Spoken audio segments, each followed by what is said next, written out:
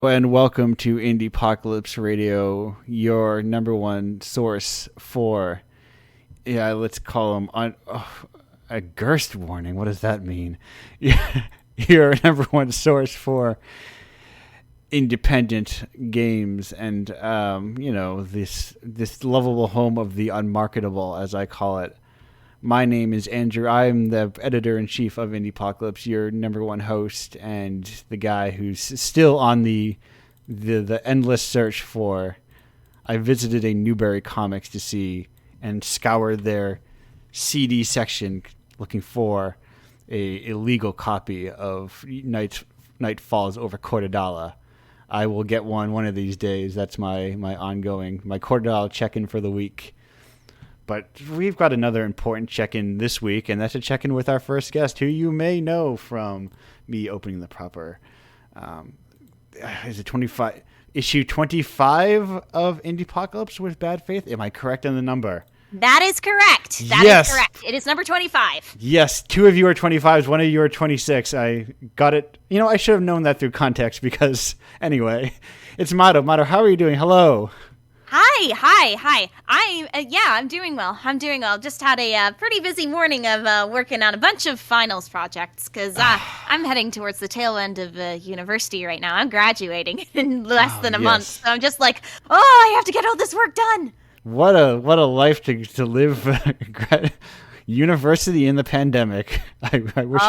Absolutely. It's kind of weird actually because we've gotten back to in-person classes. But like it's I don't know. Like on one hand, it's nice to be around everyone again instead of doing Zoom University, which is kind of like just kind of drilling your head in with a power drill, I guess. Right. But at the same time, like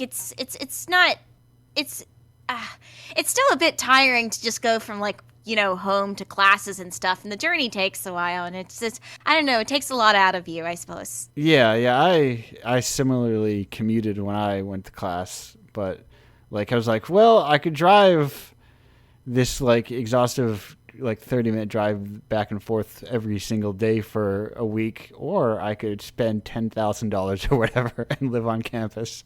And I was like, no thank you. I think I'd be happier with the $10,000. Me too. It helps keep the debt down, which is how I'm able to do all of this thing. It's because I kept my debt down and then paid it all off. And I was like, what does somebody do when they no longer have debt? I guess they start an indie game anthology. What better way to do these things, honestly. Yeah. Speaking of which, Mato, the important Indiepocalypse question, the people are at the gates, they're shaking the fences, they got to know, they have to know the answer to this question, which is, how did you hear about Indiepocalypse? How did I hear about Indiepocalypse? Well, I'm a longtime browser of Itch.io and stuff, so I see a lot of Indiepocalypse volumes come up, come up on the front page and stuff, and I was like, that's cool. So I took a look at some of them. I think it was one of the more recent ones, maybe 22 or 23. Can't exactly pinpoint which one. And it was like, we're taking, open submissions and stuff. And so when 25 was taking open submissions, it was kind of coinciding around the time that I was going to, release Bad Faith. Yeah. And I was like, okay, well, you know what? I think this would be kind of fun. This visual novel that I've been working on for about 9 months or so, just kind of is this a big personal project. How about I put it in this collection, see where it goes from there, and the rest is history. Yeah, I was very surprised to see, when I was launching, you were putting it out on Steam and everything at the same time. Wow, what a perfect coincidental timing. Little did I know that you had planned it out. Oh no, I actually didn't. That was entirely coincidental. Oh, okay. All right, never mind then. Pure, beautiful coincidence. So tell me, if people aren't familiar with Bad Faith, tell me a little bit about what is it's the classic situation. You've trapped someone in an elevator, you've hit all the stop buttons, you won't let them leave. Mm-hmm. How do you describe Bad Faith to them? Okay, so basically, there's this island. There's this girl on an island in this island community called The Haven, and she's been in trouble before, so she's kind of not really wanting to get into trouble again. But then her curiosity gets the better of her. She encounters a weird guy in the basin, this weird angel guy, and they keep on contacting her. They keep on giving her brainworms, and so she has to come back to them, and then hilarity or trouble ensues. That's how I describe Bad Faith. Very, perfect. Very vaguely. That is like a perfect description of a vague, vague. Yes, exactly. Trouble ensues is a perfect classic way to start any kind of scenario, any kind of adventure. Getting into too much. Stop coming. It just never. It really, you just want to stick your nose into it, and that's the folly of humanity. It's like, what if I stuck this nose in this place where it's not supposed to be? Oh, I'm not supposed to be looking at this festering wound, but oh, it's so gross. I have to. It's kind of like that, and it just kind of gets worse the more you look at it. Right. How often do you get to see a nice festering wound? You know. I know, right? There's just like, and there's the natural allure of. Listen, religion is a thing, It's a real, it's a real thing that we all, for better or for worse, a lot of us in America grow up with, whether it be simply a daycare for kids, as it was for me. Or it's like, in your school or whatever, where there's, your school's technically secular. I mean, I actually grew up, I grew up in the UK, so things are a little bit, I guess my school experience is a little bit different. But what I did notice is that even though a lot of the schools I went to, both my primary and my secondary school, were technically, secular, technically non-denominational, there's always that kind of undercurrent, that's a slight undercurrent of like, religion going on, of Christianity going on. Like I don't know, like in my secondary school, there's this one day where like the entire school would go to like St. Paul's Cathedral and stuff, and we'd kind of do this day where we'd just go and I don't know. It's basically conducted like a proper mass minus the whole Eucharist stuff. And I was like, okay, so if you're non-denominational, that's interesting. Yes, interesting. You get to do this weird Christian thing once a week, once a year. Yeah. Growing up in New England is very, I feel like UK light, Yeah, it is. It is. Yeah. All the same vibes I feel here in terms of like architecture and just like, I guess that's because this is the first place they all stayed, Yeah, like, I don't know, if you go around Boston and stuff and you go around the North End, you notice that a lot of the buildings there are like very small streets and stuff, very small streets, and the way the buildings are constructed too, they remind me quite a bit of the stuff back in England. Actually, even more so is like Beacon Street in Boston, because like when you go there, and you wander around some of the areas there, you could be forgiven for thinking you're transported to, I don't know, somewhere in Kensington and Chelsea back in London. Just like the way everything is constructed, it feels very, very, very English. Yes, I've never been to England, but I am, Boston area born and raised, new area in terms of like, the U.S. being very large and being an hour out or so. I remember watching Hellraiser. I'm like, does this take place in New England or England? It's just the same kind of vibes to everything. Yeah, there's a lot of overlap.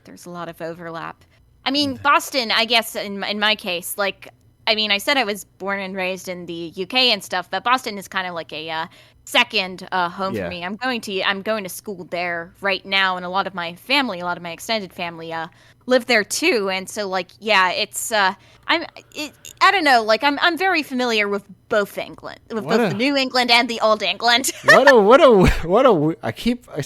this is a weird thing that I keep stumbling backwards into, is that I am loosely affiliated, I suppose, like very adjacent to the Boston game development scene. And through Indiepocalypse, I keep finding game developers in the Boston area who seem to be completely divorced from that entire scene. And it's always very interesting how often that happens.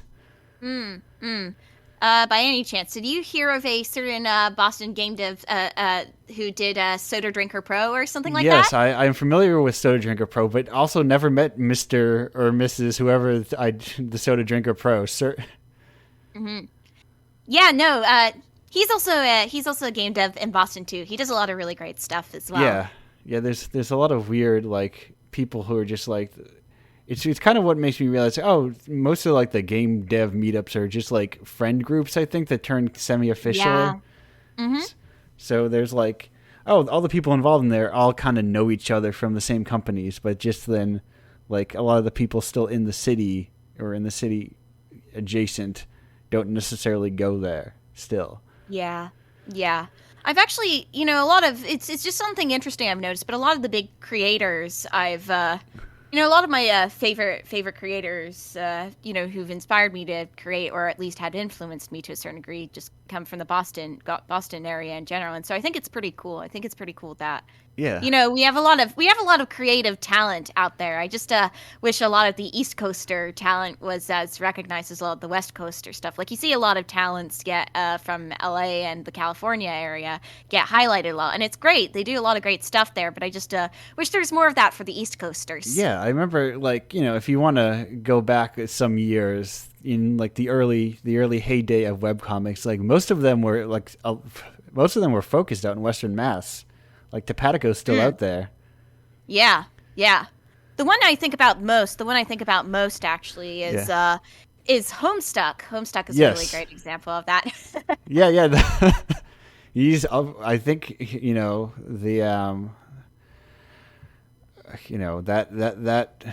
the whole, I see this is being so divorced from this thing. It's like, I don't know anymore whether is Andrew Hussey still Andrew Hussey, or has there been identity changes since then? Are there personas? I don't know. Like, I don't really know what's going on in that side of side of things anymore. I've really stopped following the comic after Act 7, but yeah. But he was part of that whole Northampton crew to get into the very local. Mm-hmm. Let's all break down the local arts. There's like, Neil Cicierega is also very local to this, like, Boston. I didn't know that. I love his music. Yes. The Cicieregas are of, like, they are, I don't know if they're Boston or they're Western. I feel like they're more Western Mass. In my mind, I associate them with Western Mass. But yeah, there's a lot of people from this area that just like, because it's not a hub, Boston is not really an arts town, There's it's not. It doesn't have that reputation, but I just find it a bit surprising because there's a lot of individually pretty artsy places. Yeah. I mean, like, there's the there's the area around the MFA and stuff where you got a bunch of very arts oriented universities like the SMFA or the Mass Art and stuff like that, where you've got I don't know. You've got places like that, and then you got individual, pretty well-known companies like Harmonix, which did the Guitar Hero series. But yeah, it's not to the same level that, I don't know. What was it again? The place where place in the, I think, SoCal, where a lot of the big cartoon studios are, like Cartoon Network. Oh yeah. Oh, I forget. I'm trying to. I have it on the tip of my tongue. Is that Culver City? No, it's not. Culver City it begins with B. I think it begins with B. I'm not sure. Burbank. Yes, Burbank. That's the one.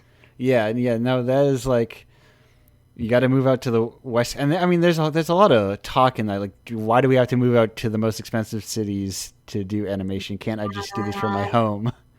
Yeah, and I think with COVID and Zoom and stuff, there's been more of a kind of shift from, like, you have to move out to LA and work there to, like, you can just work in the comfort of your own home and do work from us there. I mean, I don't know how big the shift has happened because I don't know how big the shift has gotten yet because, I mean, I've still yet to graduate. I've still yet to put myself out into the world. But I do hope that shift continues because I think it would benefit a lot of us who don't live in the West Coast. Yes,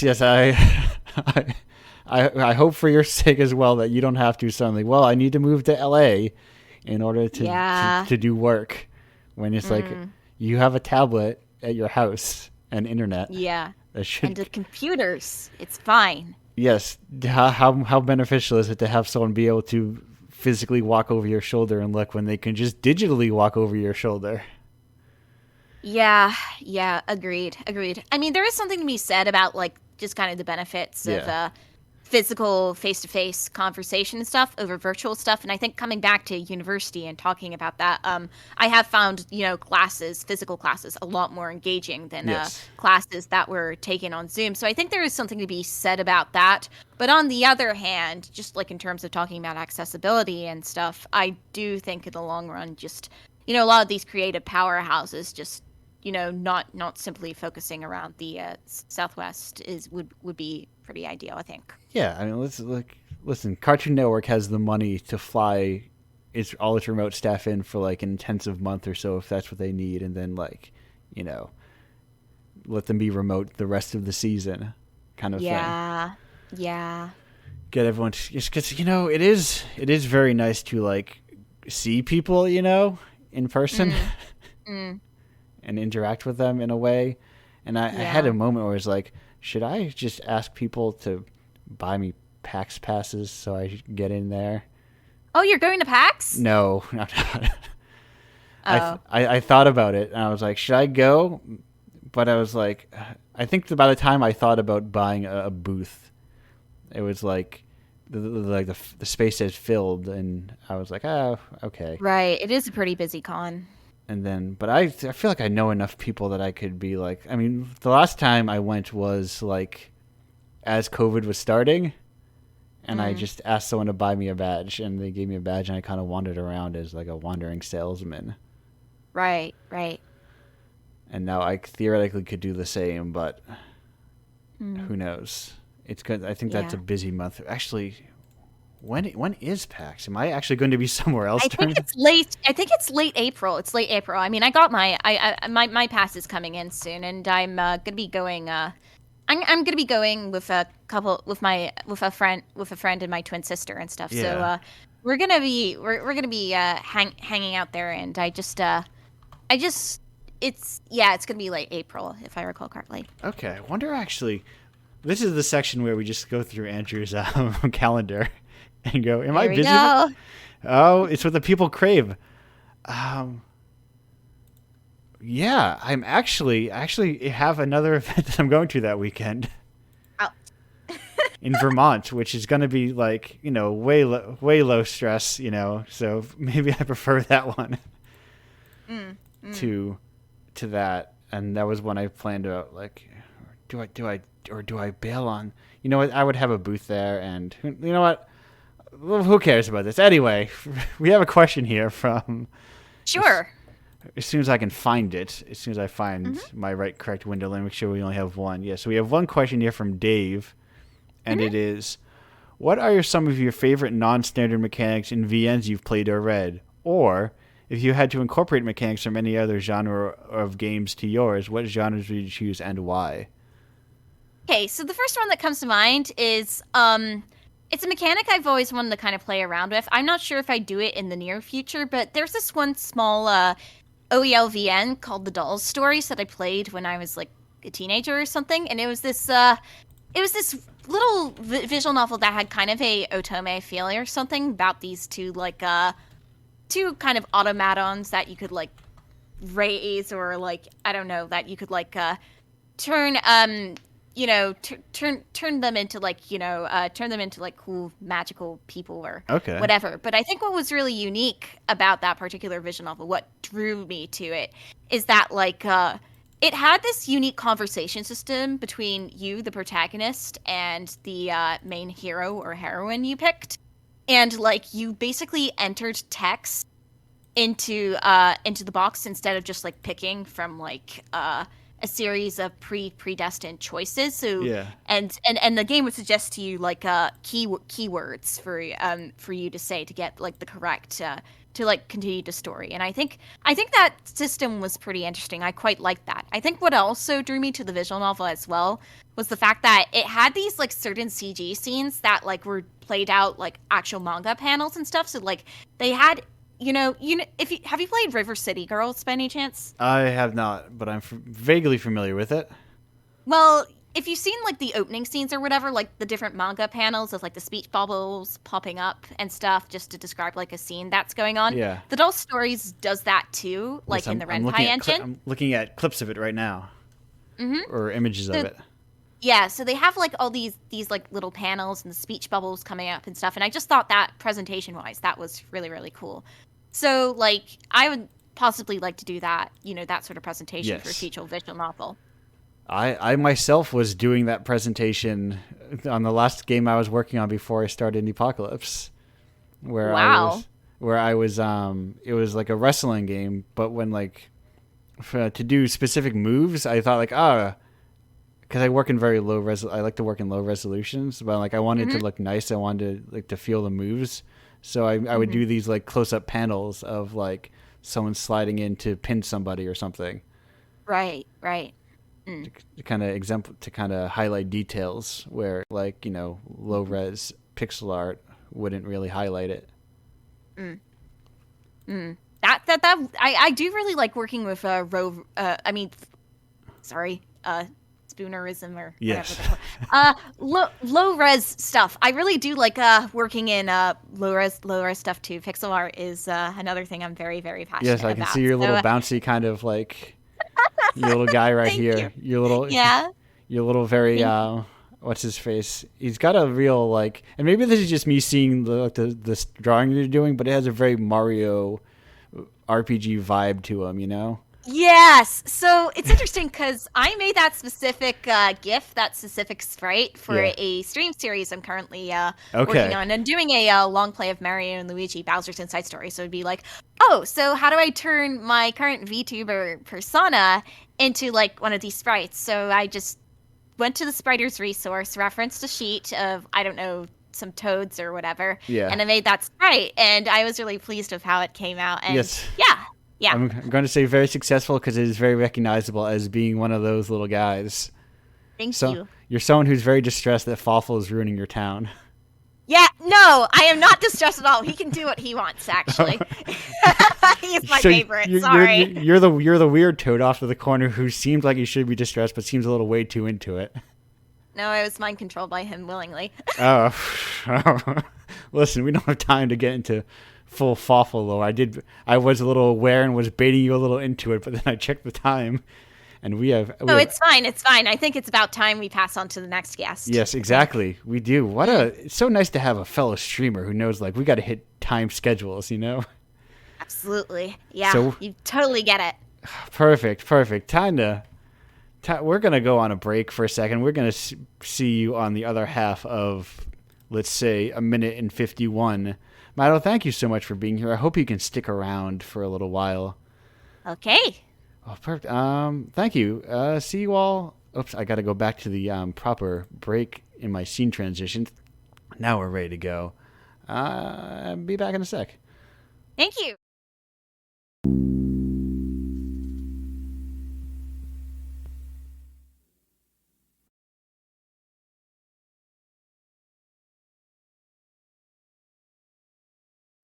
Hello and welcome back to Indiepocalypse Radio. That was Aunt Sally with Kagami. I bought like 3 new albums for this show. 2 of them played in the intro, and the last one will play after this. I'm really getting back into the pirate radio aspect of this show. Speaking of pirate radio, any good radio show has guests. So we've got 2 more who you may know from the subsequent 25 and 26 issues of Indiepocalypse. It is Reina from issue 25 with You Are the Hero, and Masane from issue 26 of Optimal Conditions for a Sacrifice. Hello, how are you both doing today? Hi. Hi. We are doing great-ish, I would say. The great-ish is the ideal way to be. It describes me, but it's also I think earnest. I'm doing fine. Okay. Can we get a little... So I did this once. You know what? I'm going to do it again. Now that I'm going to ask you a quick question, which is, hey, how did you both, maybe it's the same source, but how did you hear about Indiepocalypse? Well, actually, I made the game, and being a small creator, I'm basically a nobody in the community, But I love nobodies. My favorite yeah, people. so I was just searching for each gems to join to maybe get some more exposure, and then I submitted to one visual novel jam. Then I scrolled through other submissions and I found some other game that's also submitted to Indiepocalypse. So I was curious, what's this? I checked it out and I thought, oh, maybe I can qualify too. Then I saw the amount of submissions you had and thought, oh shit, I don't have a chance. But no, what do I lose? You had an amazing chance. You were. This was like, oh, I realized for whatever reason this isn't going to work because I don't know why, but both of you were constantly lit up. It doesn't do the fun thing. So maybe one of you has like enough like room tone that it is technically like not audible, but it does come through like. So can I know what you're meaning. Yes. Wait a second. Okay. Yes, there it is. Perfect. Now I can. Is this better now? Yes. Now you only light up when you talk. Does my voice cut out? No, you're good. So now I can Nice. Now I can do this fun thing where I do like a pro streamer where I. 1 second. Whoa. Anyway. So yeah, about Indiepocalypse Jam. Yes. How did you hear about it? Well, I saw her. The chat, and I was like, oh, what the hell is this? Can I join as well? And she was like, oh no, it's already finished. And I was like, oh, okay, I'll just go next month. And I did. And it all worked out. It went perfectly. So here we go. Oh, look at that. Like a pro streamer. Now I have people on. They got the little circles. Well done. So now you can see who's talking. So, yeah. Anyway, Reina, of course, your game had big chances. My art was featured in it. Like, how can you do that? But there was a lot of submissions when I applied. I think it was about 70, and that game. Yeah, but only one had my amazing art. Like, sure, but your art is less than a half of the art assets in the whole game. Yeah, I know it's kind of on the cons side, but you did your best, I believe. And let me say, you had. As the curator of Indiepocalypse. Oh no, I whoops. Oh, no? I ran into that problem where I was doing it as a display capture. So when I opened my internet to look at something, it just killed all your little things. No. But you're good now. Yeah, you're plenty good now. Yes. No. I think actually. One or both of you might have even been. I mean, this whole squad actually might have even been on my. So I keep a lot of like itch playlists of people who I want to personally contact to do my handpicked, and I think maybe even the three of you might have been on there at some point. And then you just naturally submitted your games yourself. I was like, perfect. Oh yeah, I saw you add in our shared game, our O2A2 Jam game, the one Hello the Coffee Shop to your list, yes. But it was after I submitted my game to Indiepocalypse, and I thought, like, oh, can I submit again? No, you cannot. You're banned from repeat submissions. I do have people occasionally... I want to do, how do you call it? A blushka. How do you call a blushka? A cover image. Yeah, I want to do a cover image once. That is also forbidden because cover artists are exclusively non-game developers. Oh, what? That is my way of like. I'll just have to make another persona for myself. Yes, you have. If you develop a new identity and trick me into thinking you're an entirely different person, that might work. But now you've already said it, so now... Right, and this is how story of a new virtual intelligence started. Yes, and so now... We'll change your passport name. You already changed your country of residence, so it's all going to be all right. And I will be none the wiser. It's something I like to do to it's okay, Andrew. We can't trick you this way. Yeah, I like to cross pollinate the arts. As kind of like in the same in the same philosophy of trying to support the nobodies that I love so much. I want to make it so it's not like, hey, here's the same 6 people in game development getting all the work all over again, you know? So, but anyway.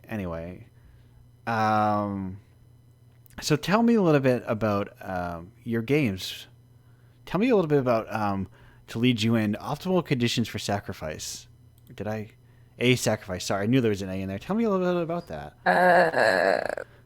Yeah, I just use articles a lot. From? I love articles. So when Milkarena was participating in Eurojam, she didn't tell me in advance. And when I, discovered it, I was kind of pissed. So I thought that I wanted to make some game to get back at her. You're lying. You're just a liar because I told you I'm going to write a game for Eurojam, and then you told me that you're busy. I did. Then you told me you're busy and you want to work on your own project. When we were finishing Nightbringers, I told you that I'm not going to do anything for another year or so because I'm so tired. Oh, you're tired, you're busy, and so I thought, well, I cannot bother you anymore with my own games, so I'll just ask another friend artist to make a game for me. So does this dovetail into? Now I have to. The important question is, how does this lead to? Also, you are the hero. Oh well. So Masa made me a game, and it felt very personal. The point is that I collected some parts of my personal diary, and I was thinking that I can somehow pretend that this whole thing is a game and add some pretty art, and that's how I made it. Yeah, don't be shy. It's basically a love letter. Yeah, it actually is. So yeah, I got it, and then I thought, oh damn, I have to reply to this. And then I also thought, oh wait, I didn't realize you actually like me, because we were friends for a lot of years. And then I realized, well, that feels like we're not going to be friends anymore. So do you want to date? I want to date, but I have to answer properly. Yeah. Well, a game for a game, if you will. At the moment I was making Sacrifice, I was pretty convinced we were already dating. Yeah, I didn't know that. I thought we were good friends. No, the classic I thought that classic if you problem. propose to something that kind of implies that you're dating. It sounds like a classic problem to come up around a Yuri jam, if you will. I mean, yeah, also, the thing is, she was always telling me that she's like a romantic sexual, and so I thought she's not interested in dating at all. I never said I'm a romantic, I think. I don't recall. When you listen to me, I always say some stuff I don't mean. And listen, we have a lot. There's a lot of new phrasing and terminology and all this stuff, and sometimes it doesn't always translate perfectly around. You know, it's all very, very English centric. I didn't want to impose and overstep her boundaries. Well, neither did I. So yeah, my game is basically an answer. So I have some parts in the game that are not really understandable to anyone but, well, my now dear girlfriend.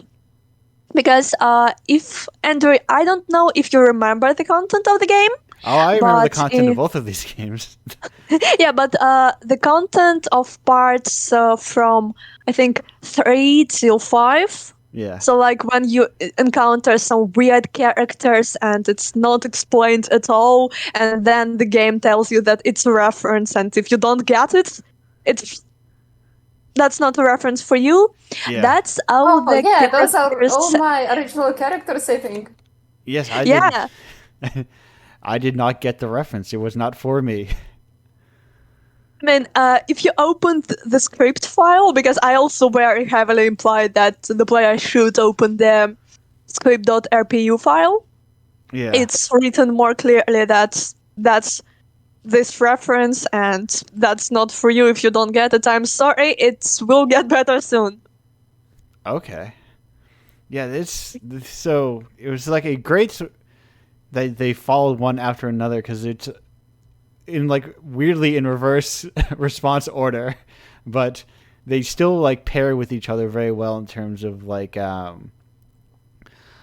structurally and thematically, and it's kind of like these are the kind of games I'm like, oh, these are what I really want to include in this, because they're these very personal like essay letters almost, and it's like they're not like in some ways they're almost intended for just an audience of one, though they can be like enjoyed by a lot of other people. It has this very personal feel to it. It's very kind of, I appreciate this kind of work in game design and that kind of thing. And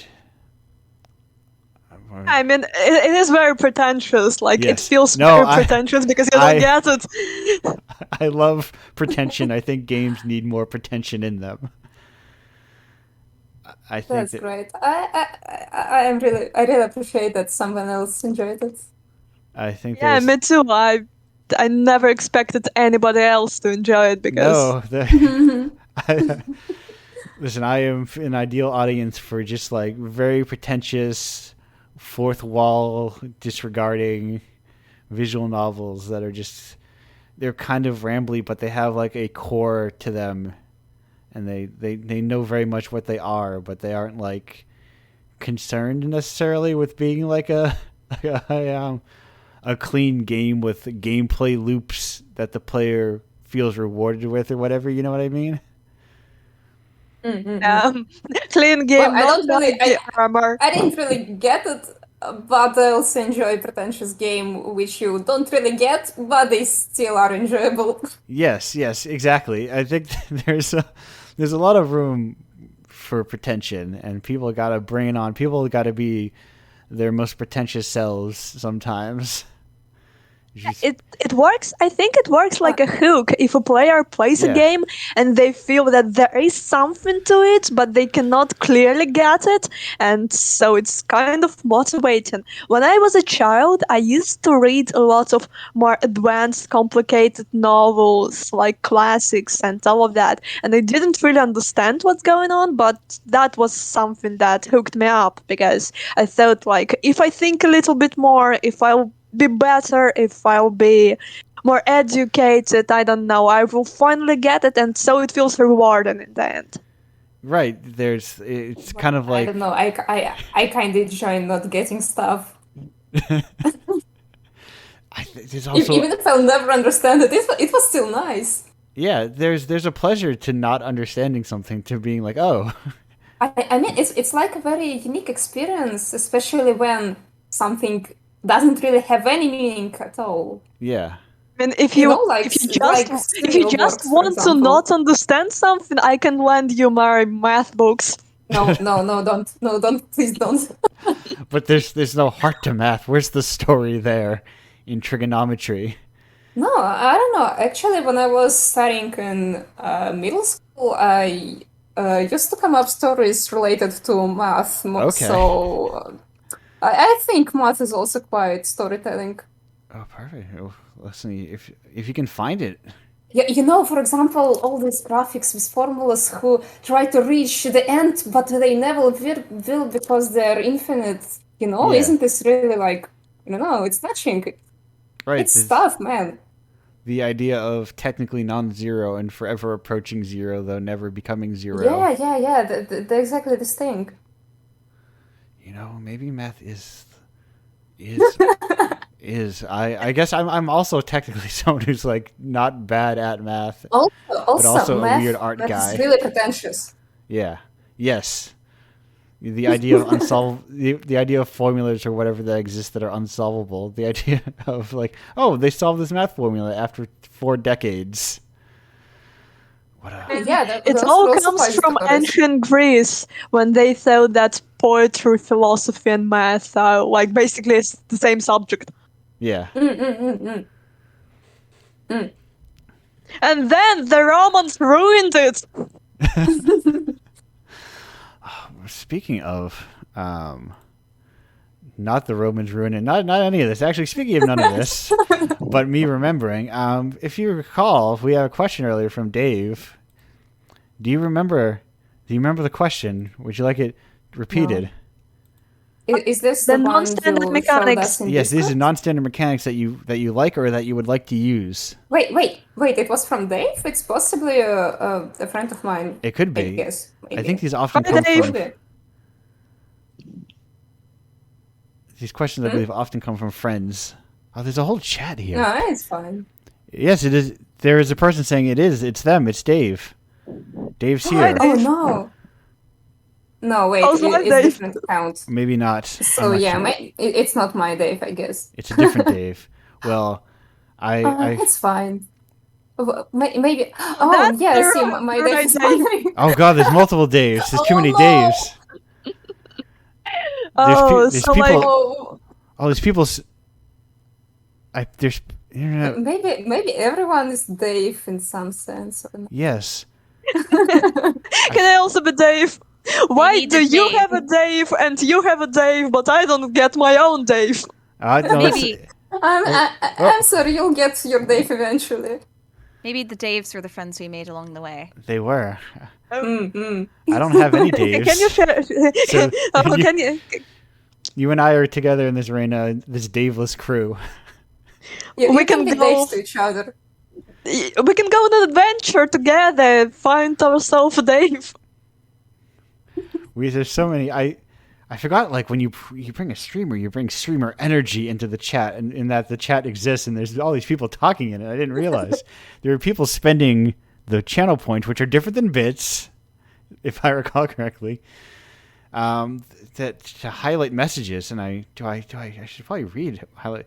But yeah, no, I do agree that the internet is a good thing, that in terms of like it flattens things in a way where it's like, yeah, people can connect like we all are right now all over the world, although technically, weirdly enough, some of us are closer than I thought. But we can connect all over the world, but also like you do kind of lose the local scene sometimes because, to bring it back to like, well, I mean, this is the perfect thing to talk about during our group segment. So let's get back to that question. Non-standard mechanics. Which ones do you like? Which ones do you want to use? Well, personally, I have an idea that was going on in my head for a little while. So I really want to incorporate an Elsa-like rhyme game in a visual novel. So I thought about the mechanic that the player character has to type some answer in the game, but the answer should be rhymed correctly. So like when you type, you kind of feel the music, so to say. But there is an issue. Yes. Because for the love of everything that is nice and holy, I have no idea how to code that. Oh, yes. I mean, you could do it sort of like, if you had like, if you kind of like hard rhymes, I guess you would call them, where like they end with the same letters. You could just search for like the last, 4 to 5 letters of a string to see if they match the question you're given. But, anything that's like weird soft rhymes or rhymes you really have to like listen to, it doesn't work quite the same. Yeah, but like, yeah. I'll think about it one other day when I will learn how to code more, because I'm very much a beginner programmer, and I don't really do video game programming. Yeah. I do some JavaScript, some Python, but that's about it. Yeah, that is my recommendation as someone who is also not really much of a programmer, a functional programmer, is you would probably try to match for look for like letter combinations at the end of a typed string that your parser accepts to kind of see if it matches that what would be a rhyme. But that is. I think I'll think about it. That's the best I got. Hopefully, it'll help whenever that idea goes from the brain to the page. It is very interesting, though. I like the idea of especially like because making the person more actively participate than like multiple choice rhymes. But I don't know. I hate this game already. I can't rhyme at all. Yes, it's horrible. How am I going to do it? It also does not work as well. Say, for instance, if you are not a native English speaker, or it doesn't translate into other languages as easily. Yeah, well, I mean, I can't rhyme in my native language as well. Oh, it's horrible. Why would you do this? It sounds like you have a different problem there. I am not a native speaker, but I write in English, and I can also rhyme in English. So like, it's horrible. It's unacceptable. I don't know. Well, I write very shitty rhymes. So when I hate my team in League of Legends, so I tell them in poetry bits how they should go and fuck themselves. But the language, I think, helps keep it a little cleaner. It helps keep a little more at least sometimes. Oh, don't. It's not hate speech. Exactly. It's art. Exactly. It's true art. They got something out of the experience of being dressed down. Well, okay. In these games, rhyming is alright, I guess. Yeah. Oh, actually, it's really a fun idea for mechanic. And I don't think I've ever seen anything like this. So, the non-standard mechanic I really like in other games, and I really want to use one day, is how do you call it? A skills later? Similar to Princess Maker series. Yeah. Or how Hanaka Games do their visual novels. When they have a set of skills. Yeah, skill raiser simulator. How do you call it? A stat raiser. Yes, this thing. Yes. I mean, I know it's kind of overdone already, but I still like those. Yeah. But what I'm actually working at the moment is a dress-up game, and I am not sure how I'm going to implement it in visual novel yet. Not in the sense of coding, but in the sense like, are you supposed to get several cores to advance and number of points? I'm not sure yet. Right. But I mean, both of those things are like kind of growing up, those were like the staples of what visual novels were stat raising. And it gets, in my mind, in the Newgrounds era of visual novels, or if they were calling them that back then, even. Assist dating sims? Yeah, they were like It was all stat driven to date your favorite animes on Newgrounds. And I never played any of those. It was of an era when I was a teen, to date myself for a moment. It was like, it was like, hey, you have to raise all your strength and everything. And so when you run into these scenarios, do you have high enough strength to pass? Stuff that like Hanako does now. And like, well, I mean, I reached Newgrounds era a little bit, but I've never seen dating simulators or visual novel on them. Yeah. I did once. I mean, nice. I started working on a stats raising sim game, but it was pretty weirdly plotted So the player had 24 weeks to do things, and depending on what they do, they get different impacts. But it was all just picking the activity and nothing, no coherent plots in between.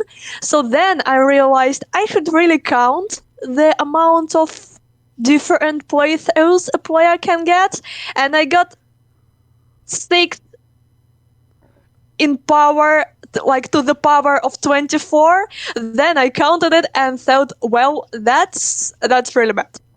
That's like more than 7 millions of combinations, and I should have checked with combinatorics first how I'm going to do that. I think that's maybe why they've kind of like declined in fashion a little compared to just more straightforward kinetic or choice visual novels. Like, that's a lot of math. I don't want to deal with all that math.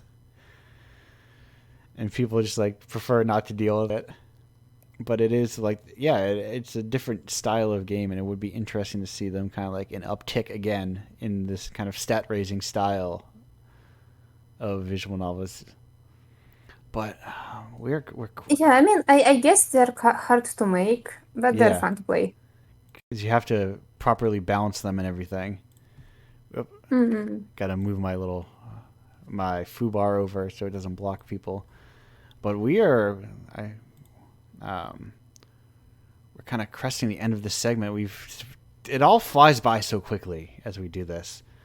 But we're going to take another break real quick, and then regroup with just kind of like a whole big group. We've got our interviews, our loose interviews out of the way, so we're just gonna chat a little more, just kind of like be your post-con style. Hey, let's all meet up and hang out. We're tired from PAX or whatever, a maze. Anyway, Raina, Masani, thank you both for stopping by. Not to say you should leave, but thank you for stopping by for this segment, as I say. And we're gonna see you. Thank you. Yeah, thank you for having us. Glad to have you both here in the zine and on the show. We're going to be back in like 2 minutes and 30 seconds. Until then, goodbye. There's the break transition. Goodbye for then. Be right back.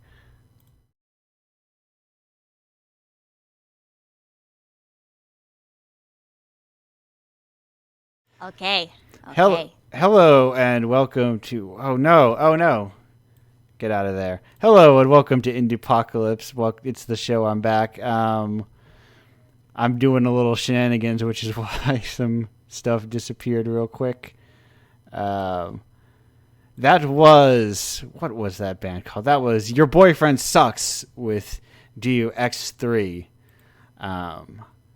It's from a Chinese record label. It's some cool stuff. In my mind, summer is like that kind of like dream rock, surf rock kind of stuff is like ideal. Even as like an Northeast coaster, like that's my ideal sort of like summer music. You know, very Best Coast style stuff, whatever that genre is. But welcome back. Everyone's here. It's the big group session. I'm doing a little fun on the side. Well, wait, no. I'm trying to. Oh, you know what I'm gonna do? I'm gonna get rid of these little goodbye display captures. You've learned everyone's voices by now. Congratulations, you've leveled up to that portion of the show where that's just how I've got things working right now. Everyone's here. Hello, everyone. Hi. Hi. So we were talking... Hello, and welcome to Indiepocalypse Radio. Sorry, I also wanted to say it. No. Perfect. You're hosting the show now. It's in your hands. We hand it over to you. Oh, no. It's too much power. No, I can't handle it. It's very easy. Did you try to make a weird accent? Yes, give me your best American accent. I like deep fried s'mores, and I deep fry everything. My word of choice is yeehaw. Yo, That's probably are amazing. That's not even racist. That's just xenophobic. Wait. I heard that their burgers are good. What Burgers again? are very good. Yeah. The what again? Sorry, what? I was like, hey, Americans, how are Yeah. your burgers? They are good, though. Yes. They are very good. I thought about having one. I thought about getting a gourmet style burger just a couple days ago, and I changed my mind. I didn't get one. What kind of burger? It was gonna be one with an egg on it. Ooh, fancy. fancy. There's a place in It does sound Plymouth fancy. that I like. That So it's like an eggs Benedict, but like with a burger. Kind of. It's like a fried egg, and you put it on a burger. Oh, all right. It's good stuff. It's become very I feel like gourmet burgers have really taken off in the past decade or so. There's a lot. They really have. So many places have their own special burgers now. And I I do like. It's okay, Reina. We can just stick to our avocado sandwiches and currywurst, I guess. Oh no, not currywurst is great. Currywurst is great. I'm also a sandwich advocate too, dude. Burgers are just a subset of sandwich. They're just a subset of sandwich, so it's fine. You're okay. I don't know. I live in Berlin, and there's currywurst everywhere, and I just feel nauseous every time I sniff curry in the air. Yeah, I can imagine that's a bit of a too much of a good thing situation, I suppose. It's too much of a bad thing, honestly. honestly. Taste anything like curry? I thought it was just called this way. No, it tastes like disgust. I am sorry. I'm sure it doesn't. I'm very grateful to Germany for allowing me to be there, but no, Germans eat weirdly. To be fair, yeah, they do. But it's not like we don't eat weirdly back in England either. Well, when I was in England one time, they just fed me that fried fish. And French fries. So they call what they call fish and chips, and it was not the best food I had, but okay. Then I went back, and everybody was asking me, "Oh, did you eat black pudding? Did you eat those weird pies with I don't know, some animal intestines?" Those pies. Wait. Are you talking about haggis? That's a Scottish dish. I don't know. I remember there's a pie with kidneys. Yeah. Oh, kidney pie, steak and kidney pie. That one. Okay. That's probably what you're talking about. I actually haven't had many of those either. I mean, and also, why do they? It's those types of dishes which you don't actually really eat as a native, but they get famous for foreigners. You know? Yeah. Why Englanders also call every type of food pudding? So if you order a pudding, it can be a dessert, it can be a porridge, it can be a pie, it can be something gross with meat. It's kind of just our catch-all term for dessert and stuff. Oh, we're coming to have pudding now. It's basically just saying in America, oh, we're having dessert now. That's it. Though, given that I have been in both worlds a lot, sometimes I get things mixed up, and when I hear pudding, I specifically think of stuff like flans or whatever instead of I don't know, a cake or whatnot. I guess it depends on the situation. I mean, custard pudding is amazing, but black pudding is Jesus. Oh no, I can't figure out my secret surprise. I don't know what's not working about it. Oh no! Oh no! You would just hit. Listen. This is a little secret thing. You just say blue, right? Yeah, blue. I'm doing blue and it's not working. It's keying out way too much. Okay, you might want to. Okay, so my secret what's your advice secret? is you might want to turn down the hold on, let me try it. I thought that VTube Studio. You know what? You know what might be best? I might just put on a background. I might just put on a background here, and you can just screen the entire thing there. Does that sound good? Wait! I think I got it actually. Oh! Wait, I think I've solved it. I just had to adjust the similarity a little. Yeah. Here we go. The thing is, because it looks gray on my output, but now I'm looking at the scene and it's actually right what I need to be. So let me close that. Let me get rid of this little. Nope, not that little guy. This little guy, and bring in this. Oh, look at that! Look at. Hello. Oh, hi. Yes, we got a different little one that moves around in a different way. One that moves around entirely. Mm-hmm.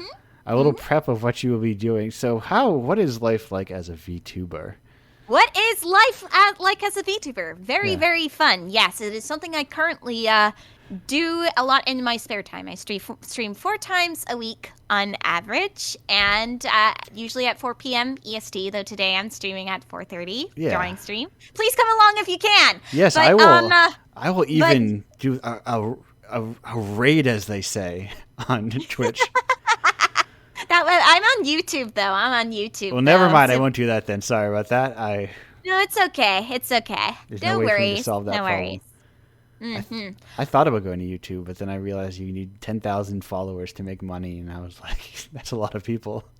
That's not true. It's more like you need a certain amount of watch time, and you only need 1,000 followers. Oh, okay. Yes, you're right. Yeah. Okay, I was off by a degree of 10, but in my mind, it was still impossible. No, still though, the bar is very, very high. It actually took me quite a long time to reach 1,000, and then one video of mine became viral, and that happened. But it is really, but getting to 1,000, that journey took me like over about a year to do. So like, yeah, it's very tough. YouTube is nowhere near as easy as Twitch to grow a following. So that's the important question, Mado. How do I go viral now that you're a viral expert? How does one go viral?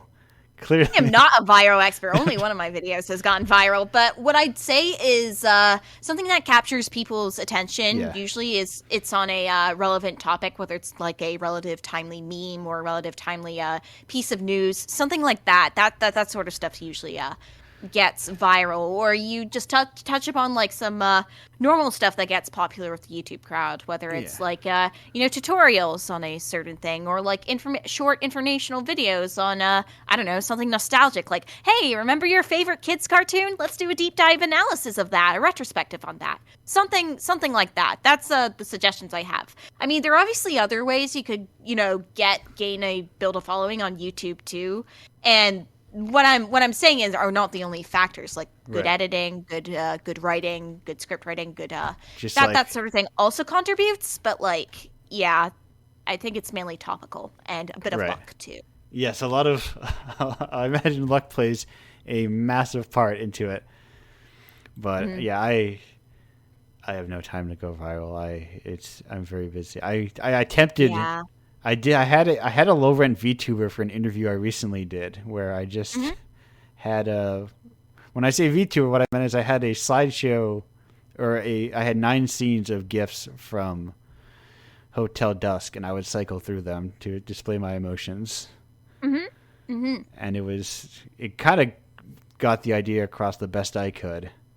But I'm increasingly interested in the scene. It's an interesting kind of like way for people, because where everything is filmed now, it's a way to be on camera without being on camera.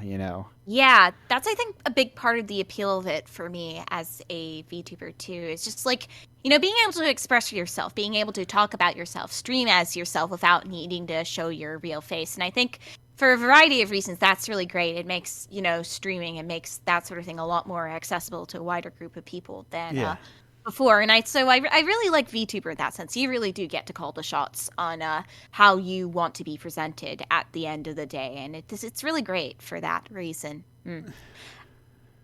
Yeah, it's interesting. And I'm glad the only thing I dread and is that people, unlike real people, you can easily fire a VTuber and replace them with just a sound-alike, which is a scary possibility of companies eventually, like once companies really move in fully to the space, which is always like, I made a really famous VTube personality, or like you build a character up and then they're like, oh, well, watch out for scandals. Not real scandals, but entertainment world scandals, Yeah. But I think it's a very complicated issue in that case. Yeah. Like, it depends on what the scandal is and stuff, and that sort of thing. It's a very complicated issue that I think it's that I don't think can be explained in detail over this sort of stream. But yeah, it's very complicated. Yes, it's too difficult a thing for people to kind of fumble through publicly. Yeah. But speaking of fumbling through things publicly, well, we don't have any more questions. That of course is my lead in for my final question check of the show, closing it down. If you have any more, and you know what, I will even listen. We've got a VTuber here. We've got just a real casual. I may even read the chat if people have questions there. Yeah, that would be cool. I've long closed the Google form. It's closed now. Usually, I have a particular kind of distance from the chat as I have for most people. So I'm like, I try to not. Anyway. How's everyone doing? Oh no, wait, you're clipping a little. Let me. There we go. A little bit more. There we go. I realized you were getting cut off the tiniest bit, and it was messing me up. So now does anyone? Speaking of questions, does anyone here have any questions for anyone else here? Any sort of burning questions that they needed answered? I have a question. Yes. Did we actually say anything we were meaning to? Sorry, what was that? Did we actually say all we were meant to say? No. No, I mean, listen. Sometimes we reach the end of the show and we're like, actually, we just had a satisfying hour. We don't need to continue on. We had a good talk. And yeah, time, that just happens with streams. Yeah. I had a very bad joke when Maida said so. Her idea of getting popular as a VTuber is to bring in, actual news and what people are currently talking about. I thought about bringing in politics, then I thought it's really bad and really depressing right now, so Yes. I better not. No, yes. Let's just say I've had a lot of fun with people and trying to find out how to pay them recently. I've been visiting a lot of different websites. It's a real... I mean, as far as I know, and as far as what I've heard from my friends that are stayed in a country that shouldn't be named. Yes. Yeah, Pioneer still works there. Yeah. That's what I heard There's too. a loophole, so they should register via Shutterstock and then assign a Pioneer account, but technically you can't transfer money there. Yeah, I used like a coffee equivalent, I believe. Oh yeah, there's also... I forget what it was called, but it seemed worked. It took the correct amount of money from my PayPal account, so... It's Boosty? Yes, Boosty was the one. Boosty. Which I had never heard of. I had to go and do the currency exchange calculation myself. It's an internal country that shouldn't be named analog to Patreon. Yeah, and it worked. I got people paid because, as it turns out, and I say this as full confidence as an American who feels the need to often say these things, perhaps the largest public-facing aspects of your country does not represent each individual citizen within that country, Yep. Yeah, Never said better. I know. We know that. We know. Yeah. I mean, 4 years ago, we were laughing at you guys because of you elected Trump. Yeah. Listen, America, it makes a lot of mistakes. Well, I wish we could have elected even Trump, honestly.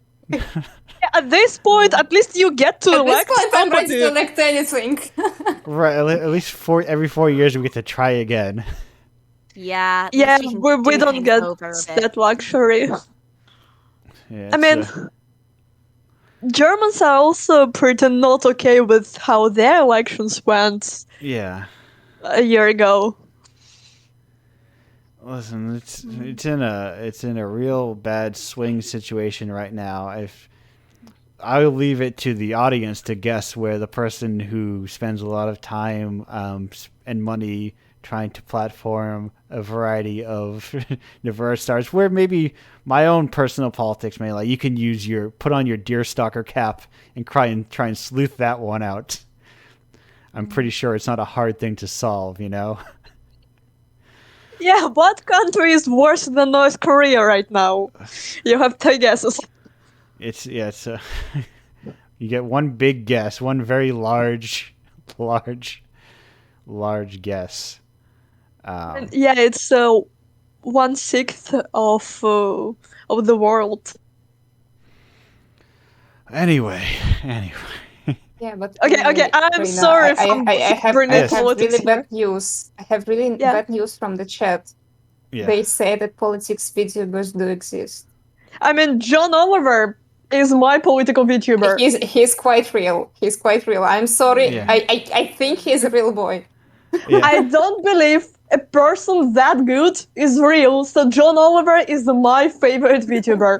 I mean, now you've Alright, said it alright. aloud. There's only a matter of time before he has a VTuber to connect with the to Zoomer audience better, you know? Actually, this might be true. But I can't imagine them bringing him a VTuber model for one show. It really can happen. I wanted. I so much wanted. Yes. Hey, you two Americans, can you just go into Last Week Tonight and tell them, okay, guys, you have a real hardcore fan from Russia, Germany /thing, and that person really wants John Oliver to have a V-Sauna. It might happen. Maybe that Jared Leto thing kicked open the doors to now. That's going to be One of Shirakami Fubuki, that one. Yes, I did see it, but I saw that it existed.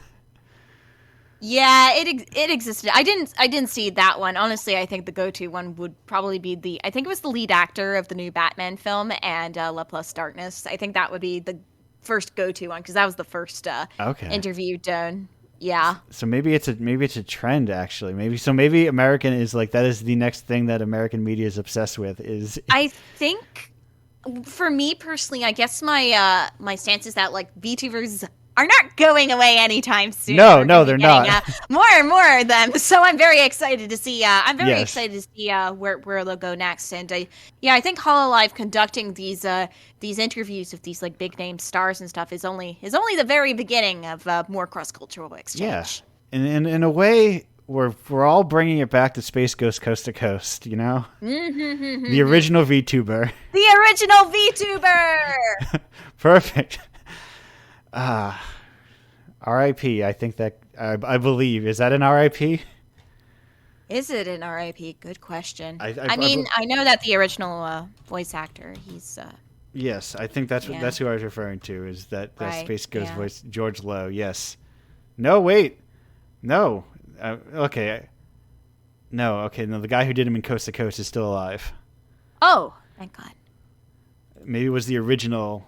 The original Space Ghost, huh? Yeah. He's still the remake is anyway. We're not doing Wikipedia at the moment. This is not the Wikipedia. What is this, a podcast where an informational podcast, which is just the equivalent of me reading Wikipedia articles back to you, but with slightly more ASMR. I read Wikipedia articles to you. Yes. On stream. I tell you all about these different principalities and counties and learn all about which country has which. What is a state? What is a city-state? What is a principality? What is a county? What is a parish? Perfect for bedtime. Yes. Nothing gets me better to sleep more than someone telling you about a prefecture. Yeah, a prefecture. Read me the Japanese prefectures one by one as I go to bed. And they're exports and imports? I don't know. Actually, I have no idea what I'm talking about. Yeah, I was like, I know some of them, but like not enough to do the bit. Like I've learned some through my kanji training, but not enough to carry this bit to completion. So instead, I'm going to leave it in the station, leave this old train in the station, right, and move on. Speaking of moving on, what if we have one final request from the chat, perhaps? Yes, we are bringing back.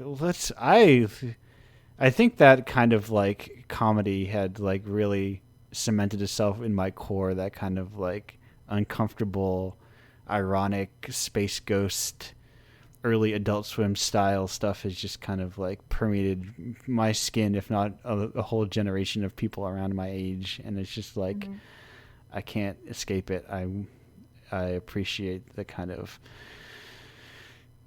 Can we tell if this person's telling a joke? I don't know. Yeah, that just kind of like it's that kind of borderline, that kind of weird borderline, that weird Schrodinger's joke, I guess. Yes. Is it a joke or is it not? Yes, real Nathan for you vibes. But speaking of Nathan for you, in no way at all. Someone requested a scary face, and I don't know what that means. Oh, a scary face. Okay. Let's see. How should I do this? And I didn't know. 3, 2, 1. Okay. Yes. I was very much wondering what was going to happen.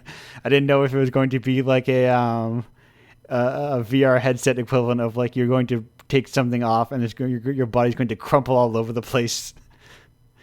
That would be pretty funny, though. I agree. But no, I can't do that. That is, yes, I am the Tsunami of the 2020s. I am your new Tom. I'm here to tell you about Morrowind. Morrowind. I remember that's how I learned about Morrowind was from Tsunami. They gave it a 7. I see. And I was like, I think that's also where I learned about the White Stripes and Daft Punk. Huh. Because they had animated music videos that they would play.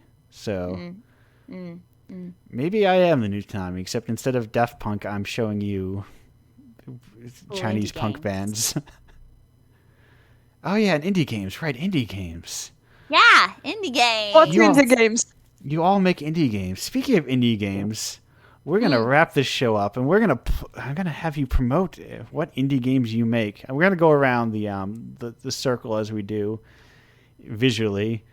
The favorite part for people at home that listening to the podcast, we're like, we don't know what circles are. What are you talking about? And I'm like, you should show up for the live show. It's the best way to be here, even though he never talks to the chat barely.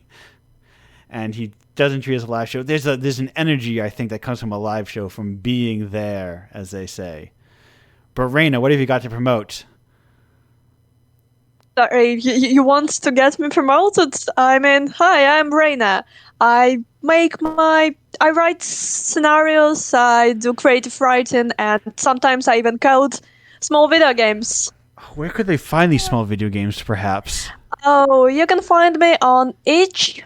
So I go by MLKRN. That stands for Milky Raina. It's not weird. It's not scary. I'm not a fishy startup. And also you can find me on Twitter by .heyanswer.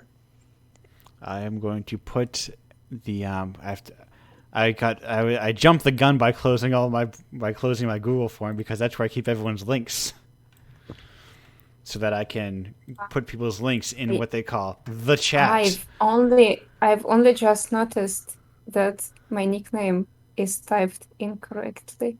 Oh no! What did I? No. What did I miss? Oh yes, I see what I did. I missed an S. I missed a second S. Oh no!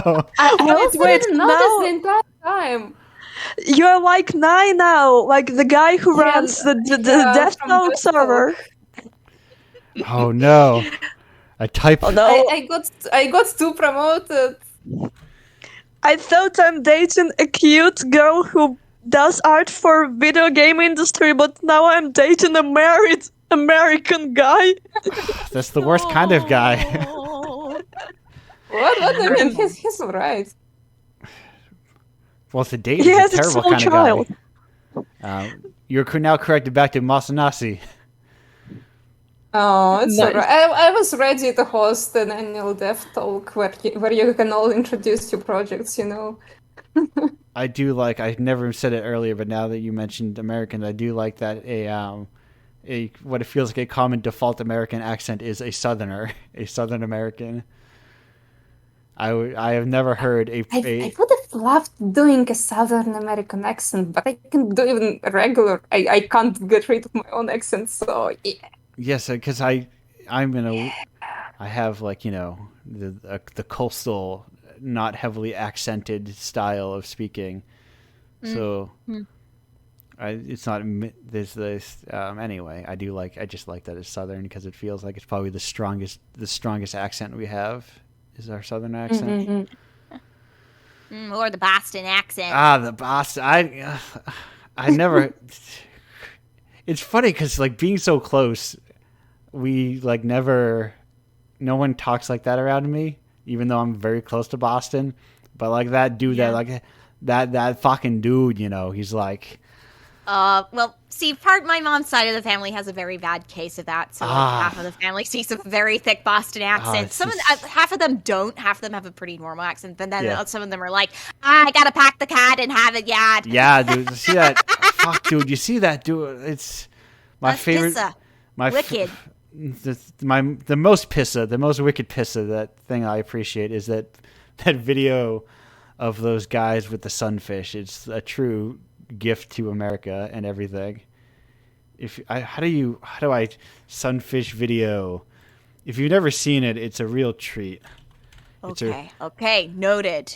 Sunfish Boston guys. They see a sunfish, they're like, dude, this is a fucking whale or something.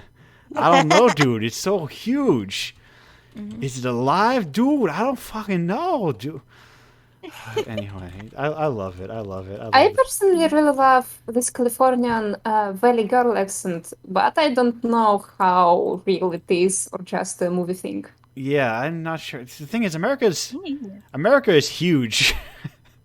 Yeah. It's utterly massive. So we have like so many different accents all over the place.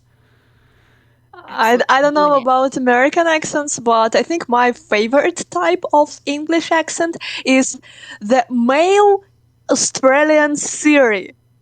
Okay. I don't know who voiced it, but Australian Siri. yeah, like Is the this even a voice. thing?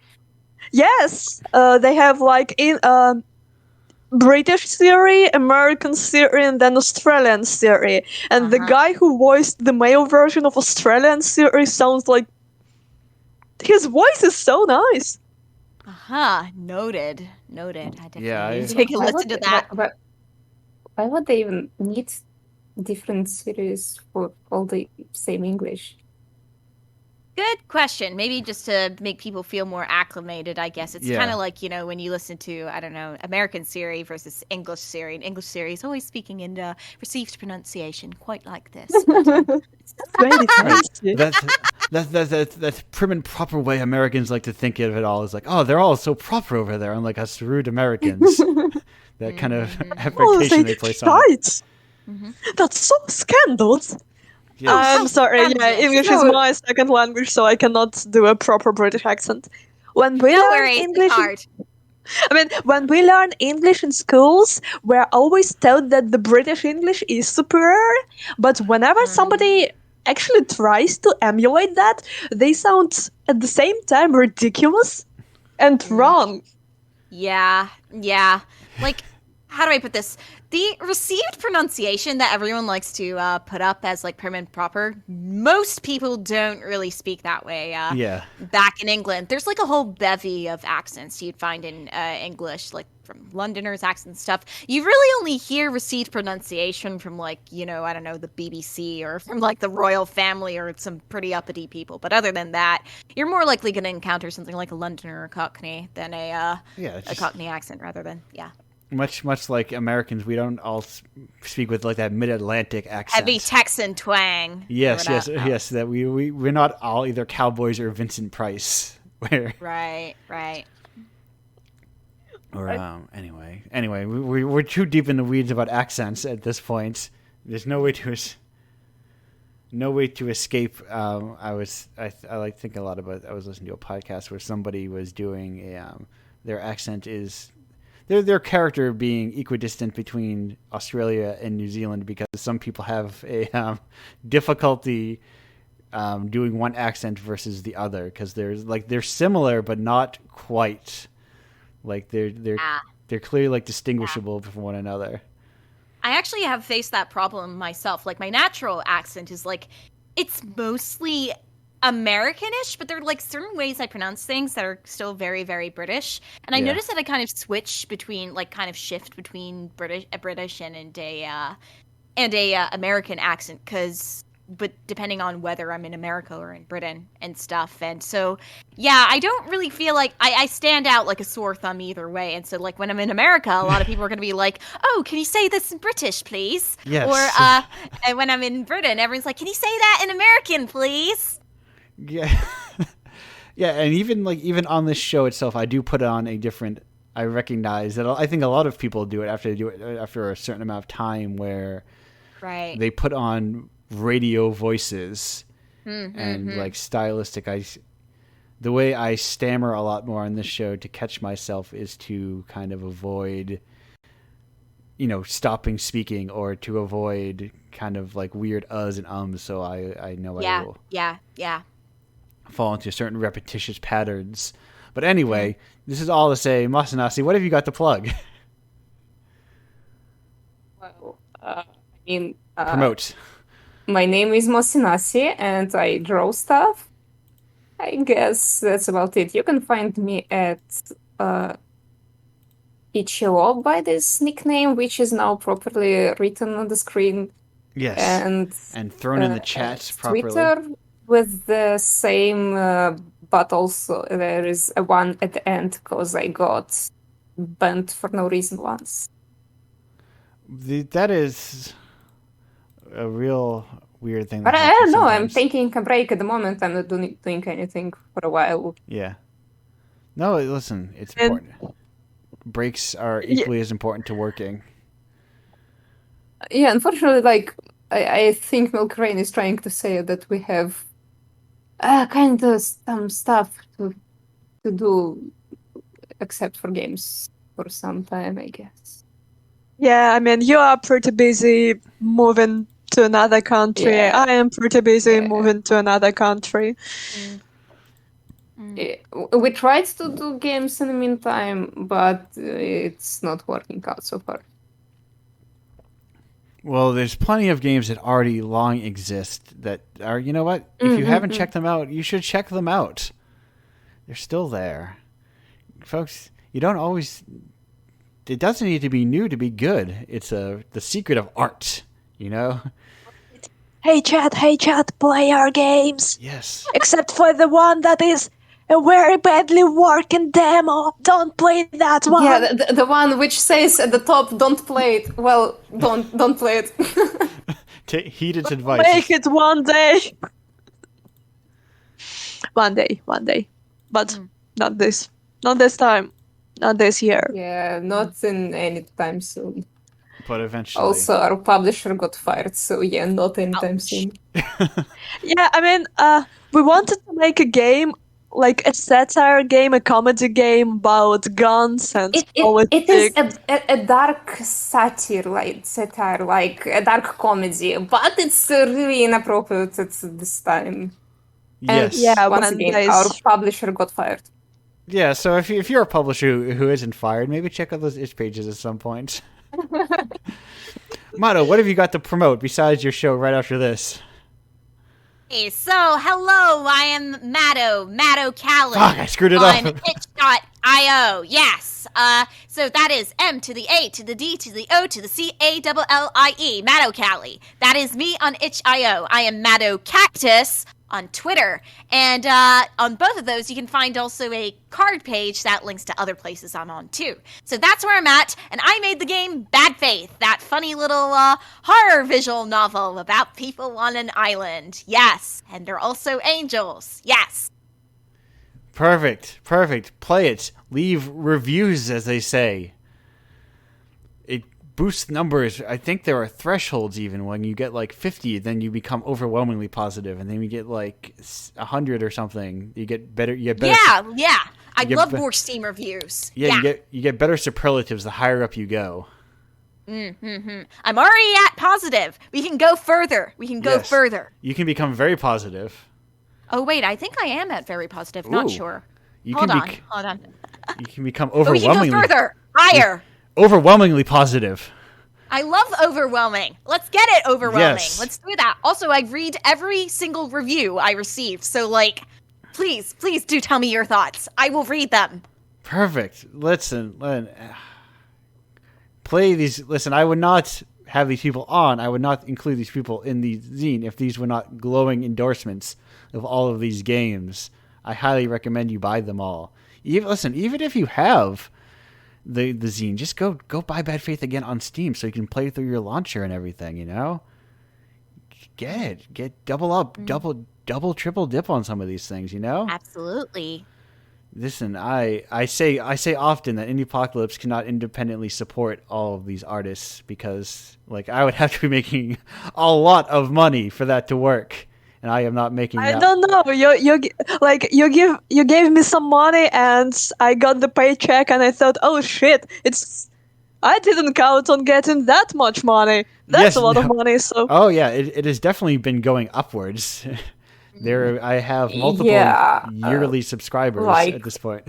I've never received this amount of money before. Well, I mean, I still didn't receive it because I have no way to ultimately check it out, but take it out. It's really a lot.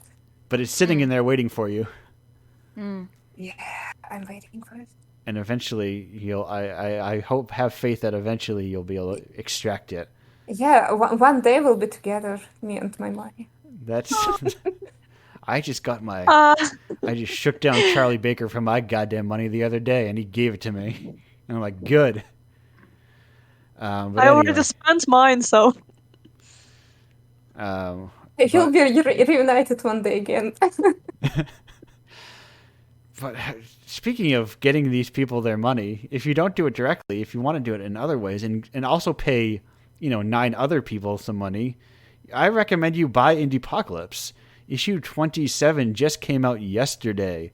It's got a lot of cool new games. It's got a lot of brand new games from Brogan Hackett released.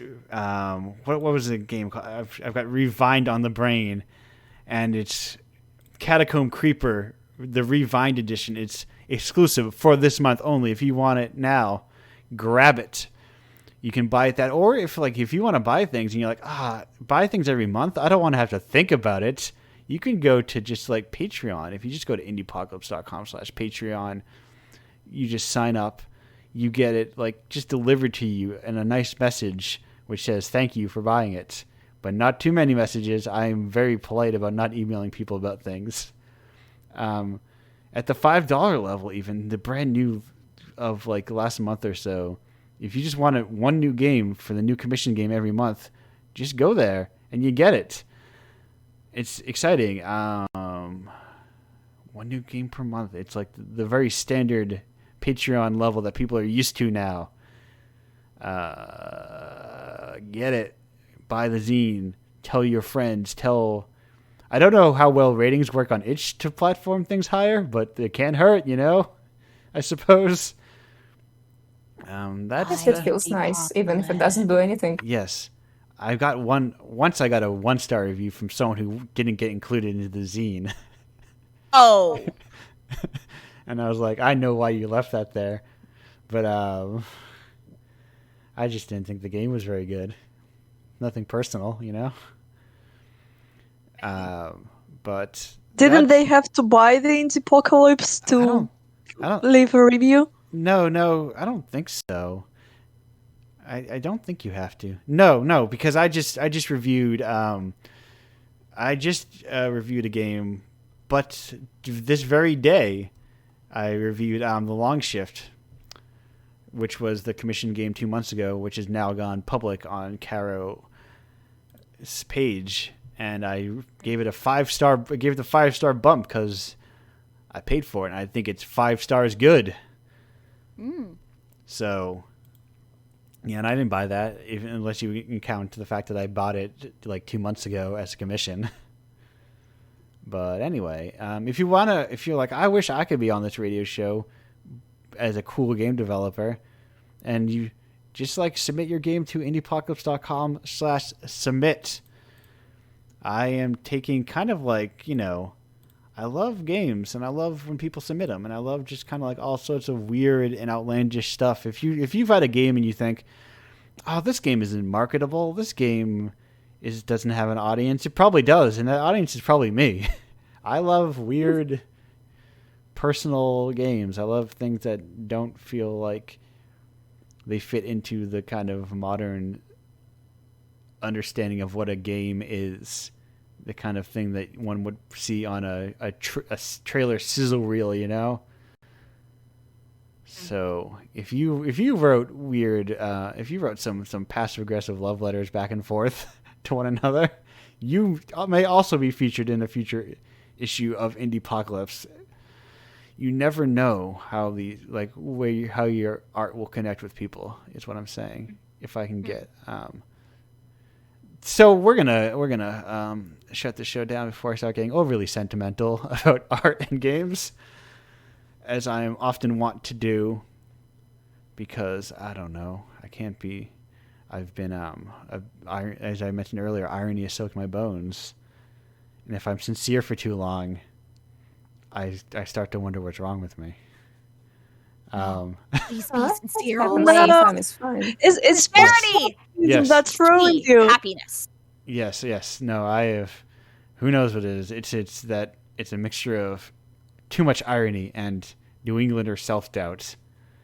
But anyway, what I'm saying is, I like art and I support it, and I think you should. I think everyone else should too, to the best of their abilities. They should, get out there, and if you like an artist, just throw them some money, People, broad strokes and like, big sweeping change is good, but, all of us need to eat food tomorrow and the next day and the next day as well. And we still currently need money to do that. So like, giving someone like $20, $10, $5 here and there, I think can make a big difference in people's lives, But anyway, closing it down, shutting it down. Thank you all for being here so much.